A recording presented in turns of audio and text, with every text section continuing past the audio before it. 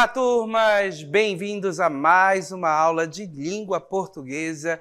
Eu sou o professor Denilson e vou acompanhar vocês neste momento. Então, o que nós vamos aprender? O nosso objeto de conhecimento desta aula, colocando aí para vocês, olha só, variação linguística, detalhando para vocês, vamos falar sobre vícios de linguagem e estrangeirismo, certo? Vamos compreender o que é cada um desses termos. Ok? Então, vamos à nossa aula.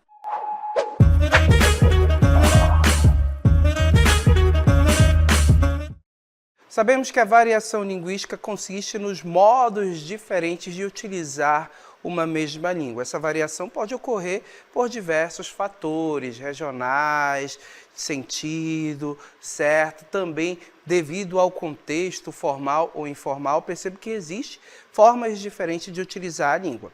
E, como vocês sabem, existe a linguagem culta e a linguagem coloquial. A linguagem culta corresponde exatamente à linguagem formal, aquela que segue as regras gramaticais. E a linguagem coloquial corresponde exatamente àquela linguagem que não segue as regras gramaticais, ela se realiza muito na fala, na conversa informal, certo? Então perceba que o contexto dessa linguagem é o contexto informal, certo? E é exatamente naquelas situações de interação com amigos, pessoas próximas, com a família, um churrasco, a hora do recreio, a conversa com os amigos na hora do recreio. Então, esse é o contexto da linguagem coloquial, certo? Nesta aula, nós vamos estudar os vícios de linguagem e o estrangeirismo também. Percebam que o vício de linguagem, ele será denominado desta forma de acordo com o ponto de vista. Então, vamos entender bem o que é isso, colocando aí para vocês o nosso conceito. Vícios de linguagem. Os vícios de linguagem são enunciados não intencionais. Isso é importante. Não intencionais que não seguem as regras da gramática normativa. Eles podem ocorrer devido à falta de atenção do enunciador ou devido ao desconhecimento das regras. Então, perceba que os vícios de linguagem são chamados assim exatamente porque nós vamos ter aí exatamente usos, certo, de determinadas construções, determinados enunciados que não estarão de acordo com a gramática normativa. Então, por não estarem de acordo com a gramática normativa, percebam que eles serão considerados erros, certo, do ponto de vista gramatical, e percebam que o uso desses enunciados, eles não podem ocorrer em contexto formal. Então, percebam que eles não estão de acordo com a gramática. Então, contexto formal não pode ter esses enunciados, essas construções que nós vamos estudar nesta aula, ok? Então, vamos conhecer os vícios de linguagem? Então, coloco aqui para vocês uma lista com os vícios de linguagem. Olha só, ambiguidade, barbarismo, cacofonia, estrangeirismo, pleonasmo vicioso e solecismo. Vamos compreender cada um desses termos, certo? Como exemplos que vão deixar para a gente, vão clarificar o que eles são, ok? Então vamos começar pela ambiguidade. Gente, ambiguidade é exatamente quando você tem determinadas palavras que podem gerar o duplo sentido, que podem gerar interpretações diversas. Então perceba que é a construção de um enunciado que pode gerar dúvidas, ok? Imaginem um texto científico. Um texto científico, ele permite, ou seja, é adequado que se tenha dúvidas na escrita de um texto, nas afirmações de um texto científico? Percebam que não. O texto científico é um texto que pertence ali a uma esfera de formalidade grande, certo? Utiliza uma linguagem científica e essa linguagem científica tem que ser, na verdade, objetiva. Então, a ambiguidade nesse tipo de texto não pode estar presente, e principalmente quando ela ocorre de forma não intencional. Então, vamos ver exemplos de ambiguidade? Colocando aí para vocês, olha só. Ambiguidade, emprego de palavras que geram duplo sentido, ou seja, que geram interpretações diversas, que podem causar dúvidas, ok? Então, os nossos exemplos já deixam claro aqui nesses enunciados. Olha só, venceram os brasileiros, os argentinos, e o nosso segundo exemplo, Ana via Maria no parque com a sua irmã. ok?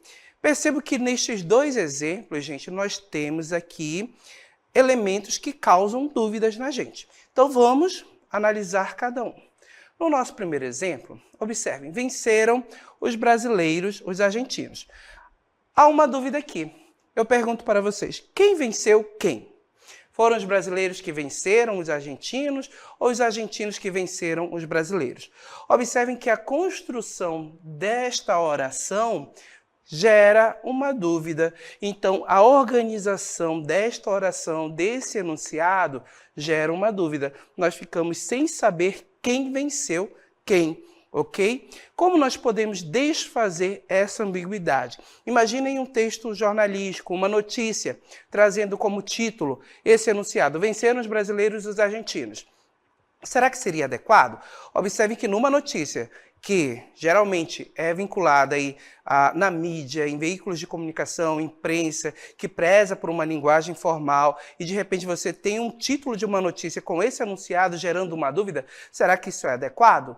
Não, não é adequado. Então observem que nesse enunciado aqui eu não posso permitir que essa ambiguidade aconteça, principalmente quando for um enunciado, ou seja, uma oração utilizada em uma notícia. Como eu posso desfazer essa ambiguidade? Percebam que a ambiguidade foi gerada exatamente pela construção da oração, ok? Então você pode desfazer essa ambiguidade reorganizando a oração, trazendo o sujeito para o início da oração, ok? Colocando quem venceu no início da oração. Então, se foram os brasileiros, você vai pegar o enunciado dos brasileiros e trazer para o início, antes do verbo. Os brasileiros venceram os argentinos. Então, observem que aí eu tenho uma ideia clara de quem venceu quem, que foram os brasileiros que venceram os argentinos em uma disputa. Mas, se foram os argentinos, observem que eu vou ter que fazer a mesma situação. Eu vou pegar o termo os argentinos e trazer para o início da oração antes do verbo. E aí eu vou ter uma ideia, vou saber quem venceu. Os argentinos venceram os brasileiros, ok? Então observem que nós podemos aqui exatamente construir, ou seja, fazer a ambiguidade desaparecer, organizando novamente a oração.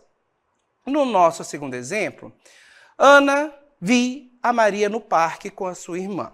Aqui eu também tenho uma dúvida, gente.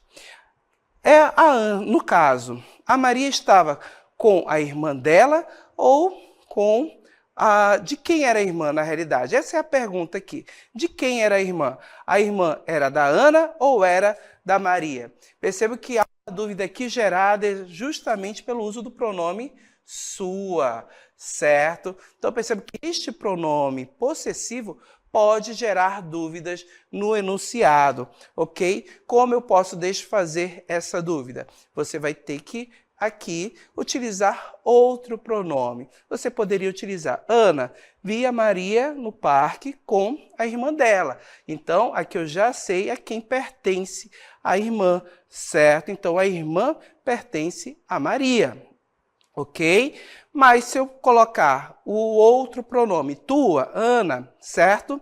Só organizando aqui, você vai ter aí o referencial com relação à irmã. Então, observem que o pronome dela pode ser utilizado também aí para desfazer essa ambiguidade. Ok, gente? Vamos avançar? Então, outro vício de linguagem, o barbarismo. Pessoal, o barbarismo, ok? Ele consiste no emprego de palavras com desvio de pronúncia, escrita ou significado.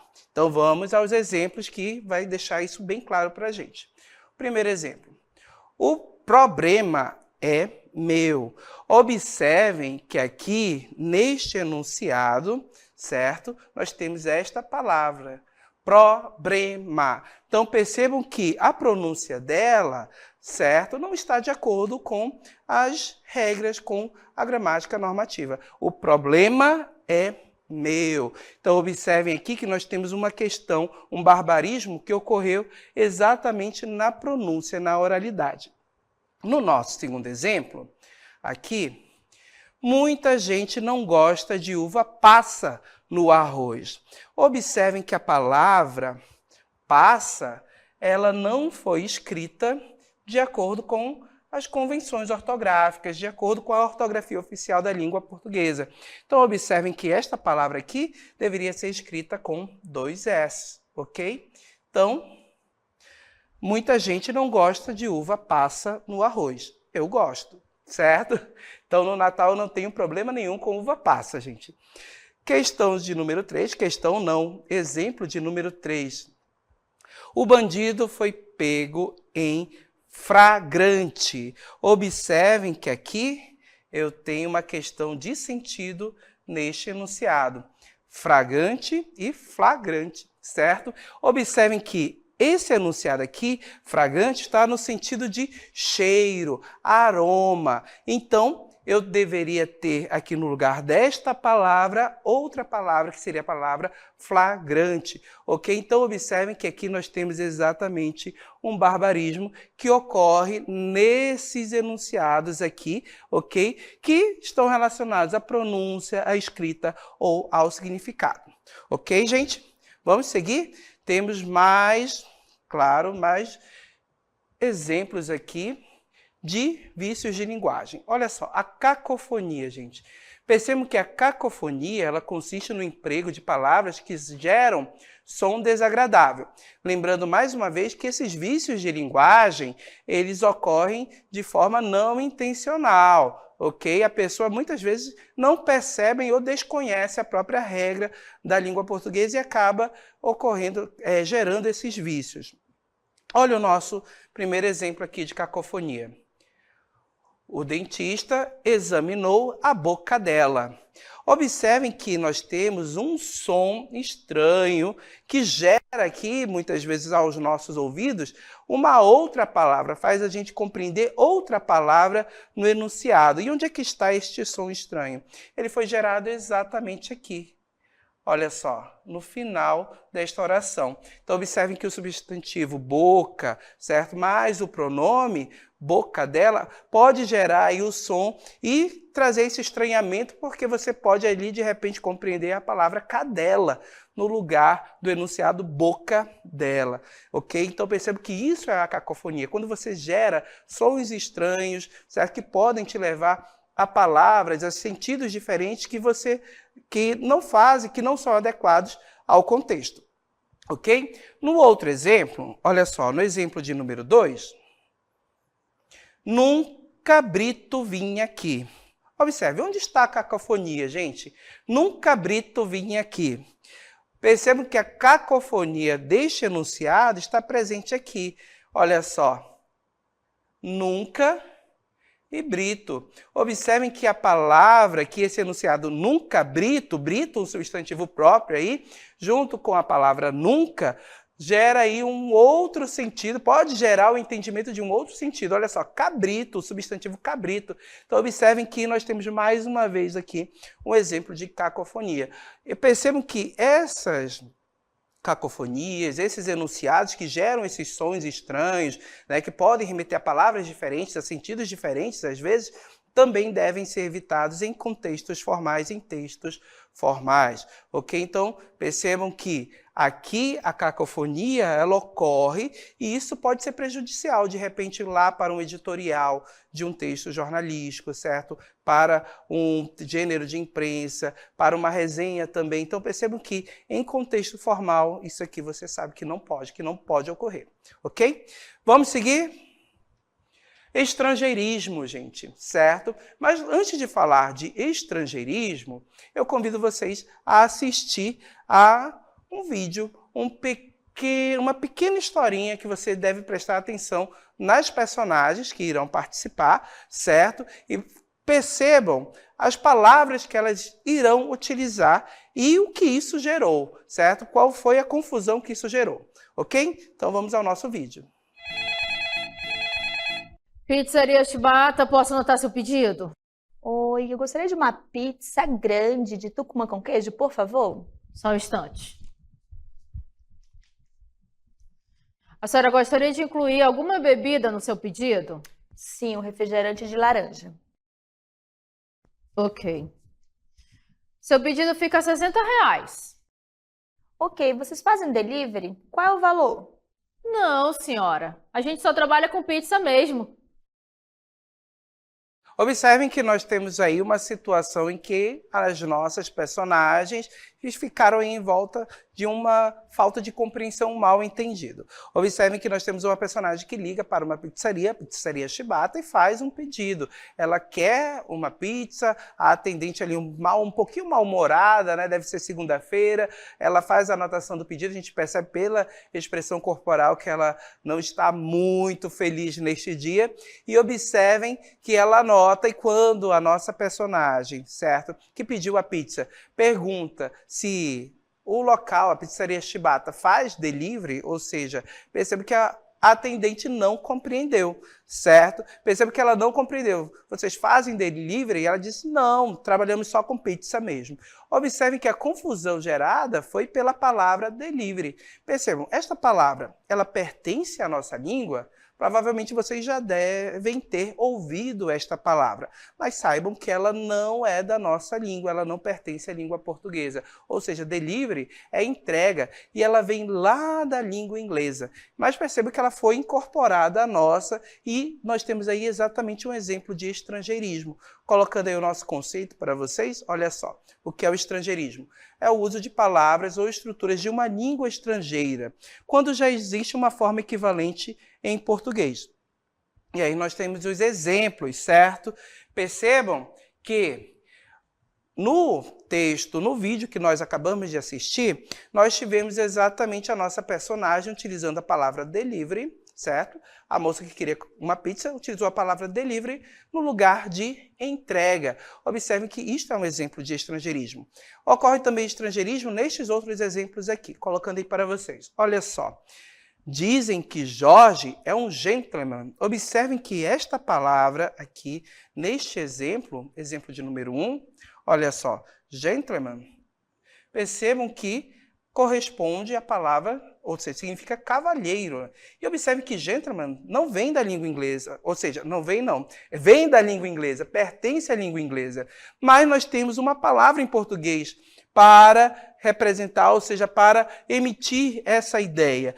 Dizem que Jorge é um cavalheiro. Observe que nós temos uma palavra própria do português. E quando nós pegamos uma palavra de outra língua e utilizamos no lugar de uma palavra da língua portuguesa, nos textos, certo? Percebam que ocorre aí exatamente um estrangeirismo. No nosso segundo exemplo, também há um exemplo aqui de estrangeirismo. Olha só. Aquela música causou um frisson. Observem que esta palavra aqui, certo? Não pertence à nossa língua e ela foi utilizada no lugar de animação, excitação intensa, ok? Então, observem que esses exemplos trazem estrangeirismos e percebem que muitas vezes é comum, devido ao contato, devido ao nosso contato constante com a cultura de outros países, com a língua de outros países, que ocorre principalmente com a língua inglesa, por meio das músicas, por meio de filmes, produções de cinema. Percebam que o estrangeirismo acaba acontecendo e ocorrendo na nossa língua, ok? Outros exemplos aqui de palavras que nós utilizamos, certo? Que nós temos aí como de outra língua e que são incorporadas à nossa. Colocando aqui para vocês, nós vamos ter exatamente uma nuvem de palavras, certo? Que vocês vão perceber o estrangeirismo. Olha só, tá aqui, ó. Vintage, lady, réveillon, outdoor, certo? Glamour. Percebo que essas palavras aqui, elas não pertencem à língua portuguesa, mas são utilizadas, ok? Na nossa língua, nos nossos textos. Observem que o estrangeirismo, do ponto de vista gramatical, é um vício de linguagem, é um erro, certo? Então, o que a gramática orienta? O que ela diz? Que deve-se preferir sempre as palavras da língua portuguesa para serem empregadas ali nos textos. Então, em contextos formais, essas palavras, de acordo com a gramática normativa, com as regras, devem ser evitadas. Ok? Então, já sabemos aí que em contexto formal, o estrangeirismo também não é bem-vindo, de acordo com o ponto de vista gramatical. Sempre estamos falando aqui do ponto de vista gramatical, do ponto de vista formal. Ok, gente? Vamos seguir?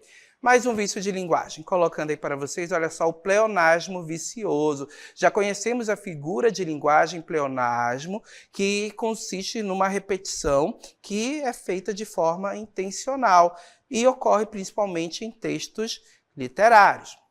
Porém, o pleonasmo vicioso, ele consiste em emprego de termos redundantes, é uma repetição de maneira não intencional. E aí nós temos os nossos exemplos. Olha só. Ele estava calmo quando saiu para fora de casa. Observem que esse enunciado aqui, nós temos uma afirmação neste primeiro exemplo. E neste enunciado, percebam que a palavra sair, certo? Nós temos um pleonasmo exatamente aqui, saiu para fora, certo? Então, observem que a palavra sair, este verbo, já nos remete exatamente a algo externo. E a palavra, o enunciado para fora, também remete a essa ideia de algo externo, de algo que está do lado de fora. Então, observem que ocorre o pleonasmo exatamente aqui, saiu para fora. Há uma redundância, uma repetição de ideias desnecessária. Ok? Então, observem que eu poderia dizer apenas, ele estava calmo quando saiu de casa. Ok? Eu já teria a ideia de que ele saiu de determinado ambiente para outro, para um ambiente externo. Então, para fora, eu posso retirar, certo? Que eu já tenho essa ideia justamente contida ali no verbo sair. Ok? Sair para fora, entrar para dentro, subir para cima, descer para baixo. Perceba que todos esses enunciados aí são pleonasmos e pleonasmos viciosos e devem ser evitados. Outro exemplo aqui, no exemplo de número 2, aqui. Ele frequenta as aulas matutinas da manhã.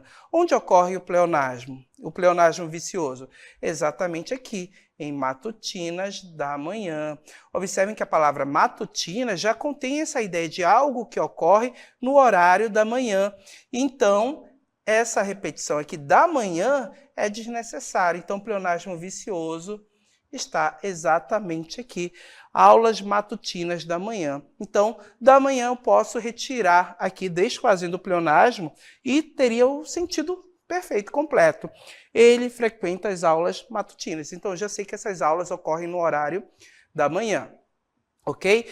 Perceba que esses exemplos aqui, eles não são exemplos de textos literários. São afirmações que podem, enunciados que podem aparecer em textos formais, certo? Em conversas também, mas percebam que em contexto formal, o pleonasmo vicioso não é bem-vindo também. Ele deve ser evitado, ok? E pleonasmo vicioso é diferente do pleonasmo figura de linguagem. O pleonasmo figura de linguagem, ele consiste numa repetição, certo? De ideias, de termos que contêm a mesma ideia, que vão funcionar como um recurso enfático, como um recurso expressivo, para tornar o texto mais expressivo. E lá no texto literário, o pleonasmo ocorre de forma intencional. Aqui não ocorre de forma intencional. Acaba funcionando como um vício mesmo, um vício de linguagem. Ok? E lembrando, em contexto formal, isso aqui não pode ocorrer. Continuando aí, outro vício de linguagem, o solecismo. E o que consiste o solecismo, gente? Perceba que esse daqui está relacionado muito mais à organização, à sintaxe da língua portuguesa. Então, percebam que é uma inadequação sintática referente à concordância, certo? Entre sujeito e verbo, ou entre... exatamente, uma concordância nominal entre substantivos e os seus determinantes, ok? O solecismo pode estar presente na regência também, no uso de determinada preposição, com determinado complemento e, claro, também na colocação pronominal, ok? Então, observem os nossos exemplos aqui. Nosso primeiro exemplo. Ele disse que falta 2 questões para finalizar. Observem que nós temos aqui um período composto, ok? Com o verbo dizer e o verbo faltar, ok? E observem também que o verbo faltar, aqui no nosso enunciado, ele não está concordando com o sujeito dessa oração. Então, percebam quem é o sujeito aqui. O sujeito, 2 questões. é o sujeito da nossa oração. Então, perceba que o nosso verbo deveria estar no plural, já que o sujeito está no plural. Então, ele disse que faltam duas questões para finalizar. Ele disse que faltam. Então, observe que o nosso verbo irá para o plural aqui, certo? Nesta situação. Para concordar com quem? Com o sujeito da oração, que corresponde a plural. No nosso segundo exemplo, olha só, a enfermeira assistiu ao paciente.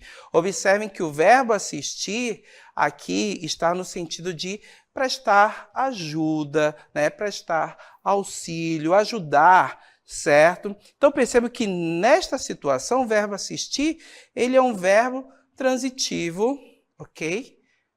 Direto.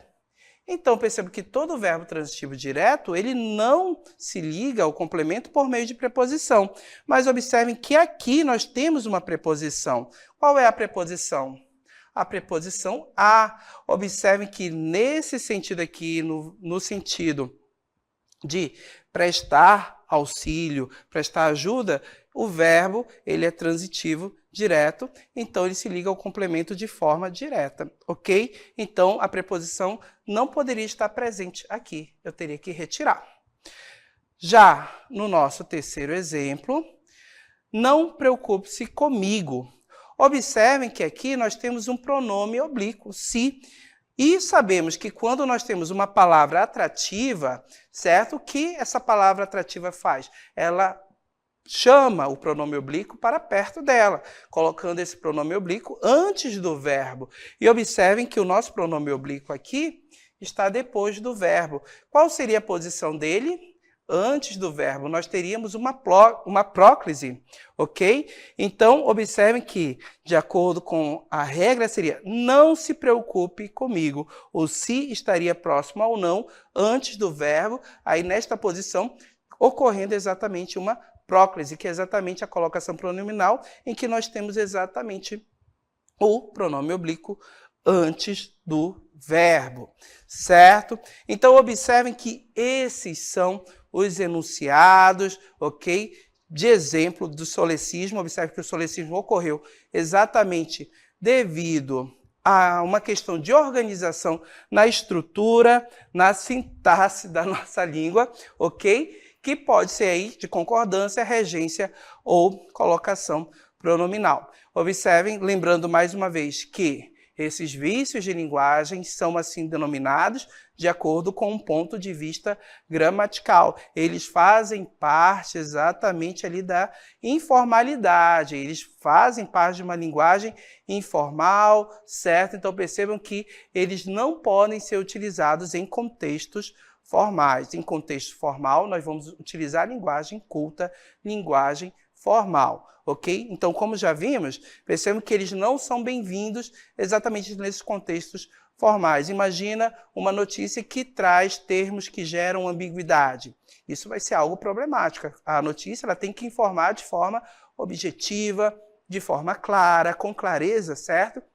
Então, perceba que uma ambiguidade em uma notícia não é bem-vinda, ou seja, acaba criando ali um texto que pode perder a sua credibilidade, que pode deixar o leitor em dúvida, e sabemos que isso é problemático. A notícia ela tem que ser exatamente clara e objetiva. Um texto científico também, ele não pode conter esses vícios, essas questões aí que são problemáticas do ponto de vista gramatical, porque isso também tira a credibilidade dele, certo? Percebam que o texto científico ele é um texto formal, circula em ambiente formal, então a linguagem tem que ser formal.